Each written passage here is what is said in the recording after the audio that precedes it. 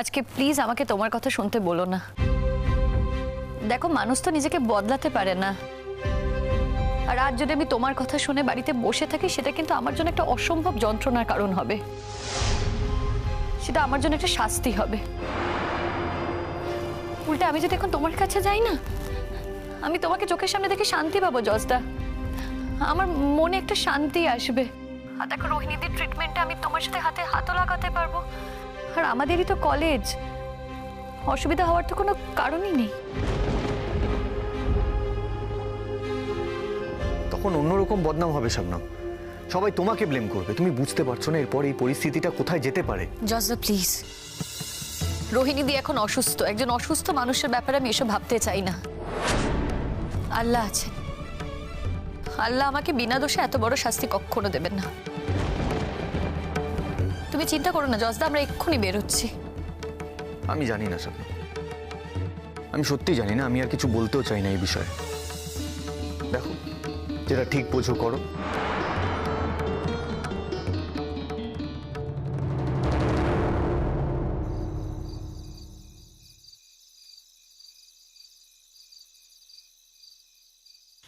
হুজুর হুজুর, সাংঘাতিক খবর আছে। কি খবর? আরে বর তো বিয়ে করতে আসতেই পারছে না। কি বলছিস কি? আরে হ্যাঁ, ঠিকই বলছি। আমি তো বিয়ে বাড়ির আশেপাশে তো ছিলাম, সেখানে আমার লোকজন ছিল, সবাই নিমন্ত্রিত। তাদের একজন এসে বললো বর নাকি বিয়ে করতে আসতেই পারছে না। আর ওদিকে যশের যে আগের বউ, সে নাকি কিছু ওষুধ খেয়ে আত্মহত্যা করতে গেছে। বাড়ির সবাই হাসপাতালে তাকে নিয়ে দৌড়দৌড়ি করছে। আর দিকে স্বপ্নম রানী, সে তো চলে যাচ্ছে বরের কাছে। এই, তাহলে তো বিয়েটা হলো না। হ্যাঁ, হলো না। বর তো আসতেই পারছে না। এখন উনি যাচ্ছেন সেখানে গিয়ে যদি বিয়েটা হয়। এত খাবার দাবার, এত আয়োজন, এগুলো শবনম রানীর হুকুম হয়েছে সবাইকে খাইয়ে দিতে। এই বিয়েটা হচ্ছে লোক দেখানো বিয়ে। ওদের বিয়ে না অনেকদিন আগে হয়ে গেছে। এই বিয়েটা হচ্ছে নিয়মের বিয়ে। নিয়মের বিয়ে যে কোনো জায়গায় করা যায়, তাই ওরা ওখানে গিয়েও বিয়েটা করতে পারে। এই এখন একটা সুযোগ আছে। ওরা আগের বউ মা এসে বলছিল না, আমি তো বলছিলাম কিছু করতে পারবো না। কি অনাচার বলো তো, বিয়ের কোণে হ্যাঁ বিয়ে হনি, তা সত্ত্বেও সে গ্রাম ছেড়ে অন্য জায়গায় চলে যাচ্ছে। ব্যাপারটা বুঝতে পেরেছো? এখনো যদি রক্ষা না করে যায়। কি বলছিস ভাই? ওরা কখন বেরোচ্ছে? আরে এক্ষুনি, এই বেরোলো বলে। এই, ওকে যেতে দেওয়া চলবে না। তাহলে যা বলছিলাম, আমি শুদ্ধের খবর দিই। জজ রেগে গেছে, তাই তো? ও রাগ করলে রাগ করুক, আমারই বা কি করার আছে? দেখো, ঘটনাটা যখন ঘটেছে ও তো পুরো ব্যাপারটাকে অ্যাভয়েড করতে পারেনি। আমি বা কি করে অ্যাভয়েড করি? ও অ্যাভয়েড করতে পারছে না, তার কারণ ঘটনাটা ওর বাড়িতে ঘটেছে শবনম, তাই ওকে ফেলে রেখে আসতে পারছিল না। ওর বাড়িতে ঘটনাটা ঘটেছে বলে অ্যাভয়েড করতে পারিনি। আজকে আমি বা কি করে এখানে হাত পা গুটিয়ে বসে থাকি বলো? যাই হোক, ছাড়ো, কথায় কথা বাড়ে। আর দেরি করা বোধহয় ঠিক হচ্ছে না। চলো বেরোই রাহুলদা। আমি তো রেডি আছি শবনম। রাজা পিসি, আসি তবে। চল, আমি আর তুই আমার গাড়িতে বেরোই। আর রাহুলদা, তুমি আগে বেরো। হ্যাঁ, আমি আগে যাব, তোরা আমাকে ফলো করিস। রাহুল, সাবধানে যেও। ও ওখানে কি অবস্থায় পড়বে তা আমি জানি না। পৌঁছে একটা খবর দিও আমাকে। তুমি চিন্তা করো না, কেমন? আমি পৌঁছেই তোমাকে খবর দেবো, কেমন? চিন্তা করো না, আসছি।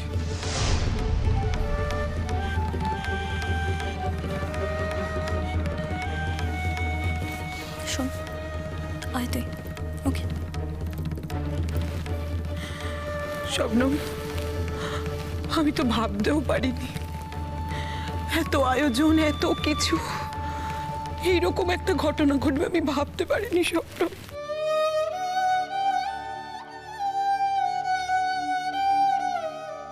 শোনো না, তুমি কিন্তু দেখো, হ্যাঁ, এখানে সবাই যেন পেট ভরে খাওয়া দাওয়া করে যায়।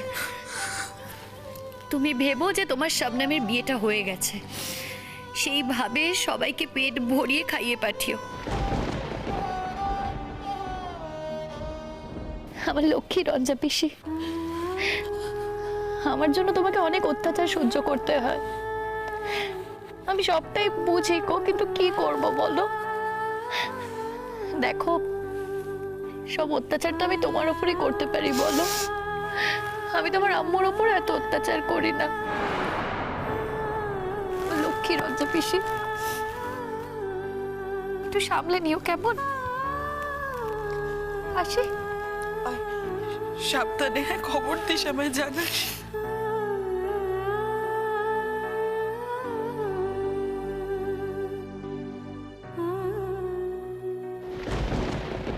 ওরা তো অনেকে যাচ্ছে, ওই কলকাতা থেকে যারা এসছে তারাও তো যাচ্ছে। তৈরি থাকতে বলো সকলকে, অবস্থা বুঝে ব্যবস্থা। সবাই তো আর এক গাড়িতে যাবে না। আরে না না, ওরা দুটো গাড়ি নিয়ে এসছে, দুটো গাড়িতে করে তো যাবে। হ্যাঁ, আমরা এখানেই থাকবো, আমরা কোথাও যাচ্ছি না। আমরা দাঁড়িয়ে দেখব কোন গাড়িতে গিয়ে বসে, সেই অনুযায়ী খবর দেবো। তার আগে তো আনিসুরদের খবরটা দিতে হবে। সেটা কে দেবে? আরে আমি যাচ্ছি, আমি গিয়ে খবর দিচ্ছি। আরে এক্ষুনি যাও, দৌড়ো।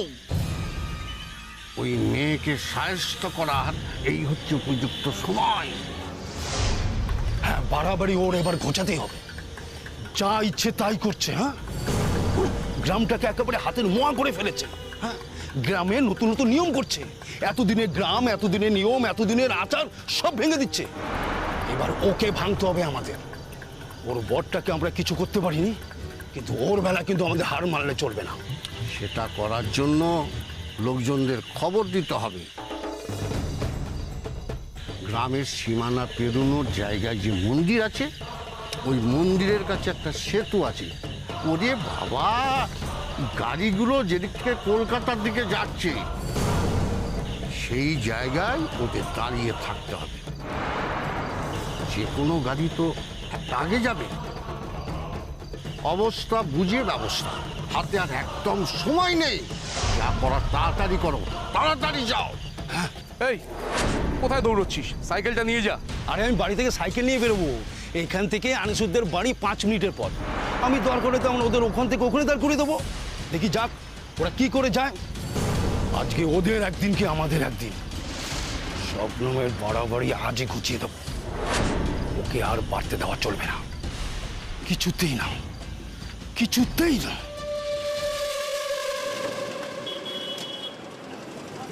আর আজ যে মেয়েটির সঙ্গে আমার ছেলের বিয়ে হওয়ার কথা, শবনম, তাকে ও খুন করতে চেয়েছিল, ওনার মেয়ে। থানায় ডায়েরি করা আছে। হ্যাঁ, আমরা প্রয়োজন পড়লে সব ডায়েরি দেখাতে পারি, সব কাগজ দেখাতে পারি, সব রকম প্রমাণ আমাদের হাতে আছে। আজ আমার প্রশ্ন, আজ আমাদের বাড়িতে যে দুর্যোগ এসে উপস্থিত হলো, একটা মেয়ে লগ্নভ্রষ্টা হলো, সেটা আপনি দেখবেন না? হ্যাঁ, আজ আমার ছেলে নিজের বিয়েটা স্যাক্রিফাইস করে একজন পুরনো বন্ধু, যার সঙ্গে একসময়, হ্যাঁ, রোহিণী আগে ওর প্রাক্তন স্ত্রী ছিল, তার ট্রিটমেন্ট করলো। সে নিজের বিয়ে স্যাক্রিফাইস করে, এটা আপনি দেখবেন না স্যার? আরেকটি মেয়ে, শবনম, যে এখনো পথ চেয়ে বসে আছে, আমার ছেলে তাকে বিয়ে করতে যাবে, যে মেয়েটার কিনা আগে কোনোদিন বিয়ে হয়নি, তার কি দোষ বলুন? তার মনের অবস্থা একবারও ভেবে দেখেছেন? অথচ তাও আমার ছেলে সেসব উপেক্ষা করে ওনার মেয়ের ট্রিটমেন্ট করছে, অক্লান্ত পরিশ্রম করছে। তার দাম কি এটা হতে পারে? আপনার ছেলেকে ডাকুন। আপনি আমার ছেলেকে ডেকে এনে এখন জিজ্ঞাসাবাদ করবেন, কিন্তু একবারও কি ভেবে দেখেছেন আপনি যে সময়টা ওকে জিজ্ঞাসাবাদ করবেন, সেই সময় আমার ছেলে ওকে যে ট্রিটমেন্ট করছিল, ওনার মেয়েকে ট্রিটমেন্ট করছিল, সেইটা ট্রিটমেন্টটা করতে পারবে না? আজ কিন্তু ছুটির দিন, এই হাসপাতালে ডাক্তার কিন্তু কম, আপনারা সেই রিস্ক নিচ্ছেন তো? তাহলে কিন্তু আপনাদেরও লিখে দিতে হবে, আপনারা রোহিণীর চিকিৎসার ক্ষতি করে আমার ছেলেকে এখানে ডেকে জিজ্ঞাসাবাদ করতে চাইছেন, তাই তো? হ্যাঁ, আপনারা লিখে দিন। আর যদি কোনো ক্ষতি হয় রোহিণীর, তার দায় কিন্তু আপনাদের। লিখুন, লিখে দিন আপনারা। কি একেবারে শেষ করে ফেলবো? না, মিটিংয়ে সে কথা হয়নি। শেষ করার কথা এখনো বলেনি। শেষ যদি করতে হয় সেটা পরে দেখা যাবে। আগে তুমি ওকে ঘরে আটকে রাখবে। দরকার হলে বাইরে থেকে ঘরে তালা বন্ধ করে আগুন ধরিয়ে দেওয়া হবে। ওই আগুনে ঝলসে পুড়ে মরুকো, কেউ কোনোদিনও হদিশ পাবে না। তারপর ছাই বর্ষ যা থাকবে নদীতে ভাসিয়ে দেবো। তাহলে তার দেরি করা যাবে না, যা করার তাড়াতাড়ি করতে হবে। শিগগিরই চলো। তোমরা কোনো চিন্তা করো না, আমি যখন আসি কাজ ঠিক হাসিল হয়ে যাবে। তবে ঘরে বড় অভাব, বাইরেও কোনো এই কাজে যেতে পারছি না। এই বর্ষা বাদলার দিনে কোনো কাজই হচ্ছে না। ওসব নিয়ে তোমাকে ভাবতে হবে না। তুমি তোমার টিম নিয়ে রেডি থাকো। টাকার চিন্তা তোমাকে করতে হবে না। গ্রামটাকে পাপ মুক্ত করার জন্য ওই টাকাটা আমরা সবাই মিলে খরচা করব। ঠিক আছে, তোমাদের মুখের কথাটাই আমি কাজে লাগছি। কিন্তু আর বেশি দেরি করো না, এতক্ষণে কিন্তু ওদের গাড়িতে ওঠার কথা। আরে তুমি আমার উপর ভরসা রাখো না, চিন্তা কেন করছো? আমি ঠিক সময় মতো ঠিক জায়গায় থাকবো। ঠিক আছে, তাহলে আমি চলে যাচ্ছি। কাজটা ঠিক মতো করে দিও। ঠিক আছে, যাও, যা হচ্ছে ওখানে সব জানাবো। যাও। ঠিক আছে, জানিও। আমি যাচ্ছি। যাও যাও।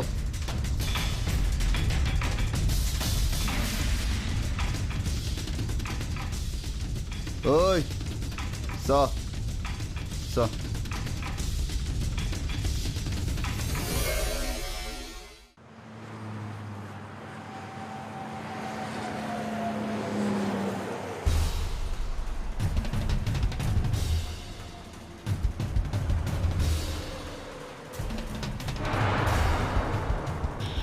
হুজুর দেখেছি, চোখ আছে।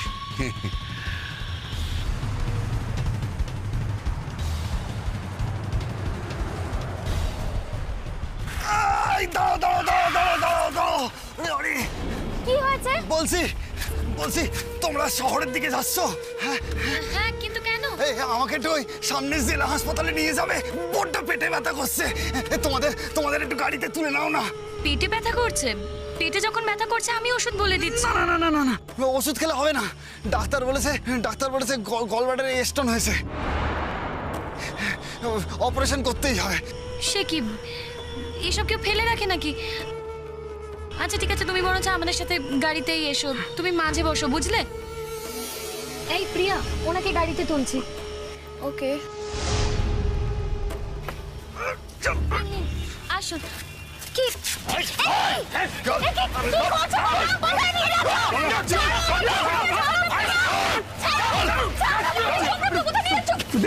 দিদিমণি, তুমি আমাকে ধরছো কেন? ওরা শাবনামকে নিয়ে চলে গেল তো, ওদেরকে আটকাও, বাঁচাও শাবনামকে। আমরা এই সমস্ত ঝামেলা যাবো না দিদিমণি। ওরা ওকে তুলে নিয়ে গেছে। ওরা ডাকাত, ওরা আপনাকেও তুলে নিয়ে যাবে। আপনি আসুন দিদিমণি। ছাড়ো তুমি, রাহুলকে জানাতে হবে। তুমি হর্ন বাজাও,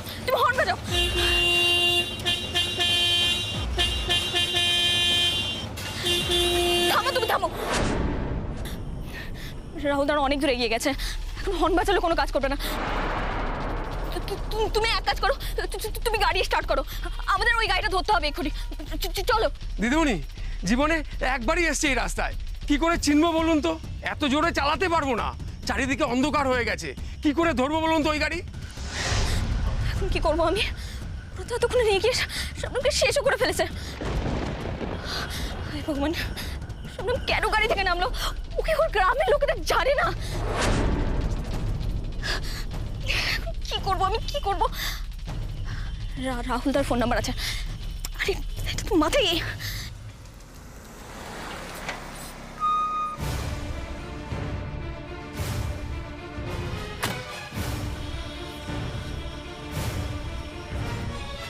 কিরে বাবা, কত পেছনে ওরা। দাঁড়া, একটু ওয়েট করো, আসুক, একসাথে যাবো। দাঁড়াও।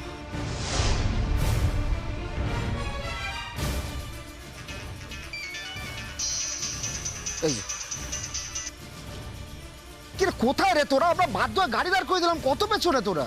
সর্বনাশ হয়ে গেছে রাহুল না, শাবনামকে কারা যেন তুলে নিয়ে চলে গেছে। কি করবো? শবনমের কে একজন চেনা পরিচিত ছিল, সে লিফট চাইতে শবনম গাড়ি থেকে নামতেই কারা জন্য এসব হুড়মুড় করে এসব শবনমকে তুলে নিয়ে চলে গেল। কোথায় নিয়ে গেল? কিচ্ছু জানি না রাহুল দা, অন্ধকারে কিচ্ছু দেখতে পাচ্ছি না, কিচ্ছু বুঝতে পারছি না। তুমি তাড়াতাড়ি আসো এখানে, আমরা তোমাদের থেকে অনেক অনেক পেছনে আছি, তাড়াতাড়ি আসো তুমি। ওই গড, ঠিক আছে দাঁড়া, আমি আসছি, দাঁড়া। গাড়ি ব্যাক করো, গাড়ি ব্যাক করো, গাড়ি ব্যাক করো, তাড়াতাড়ি চল, গাড়ি ব্যাক করো, গাড়ি ব্যাক করো।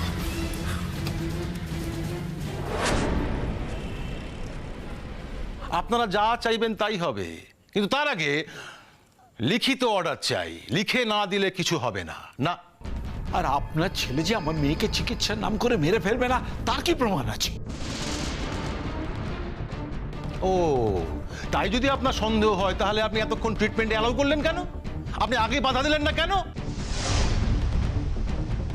আপনি তার থেকে সেবাটা নিয়ে তার জীবনের একটা বিশেষ দিনকে নষ্ট করে দিয়ে এখন এইসব কথা বলছেন। বেশ, সেটাও আপনি তাহলে এই হাসপাতালের যারা অথরিটি আছে তাদের সঙ্গে কথা বলুন, তারা যা বলবে তাই হবে। তার আগে আমি আমার ছেলেকে ডাকতে পারবো না। আমি যেমন আইনের ঊর্ধ্বে নই, আপনারাও কিন্তু আইনের ঊর্ধ্বে নন।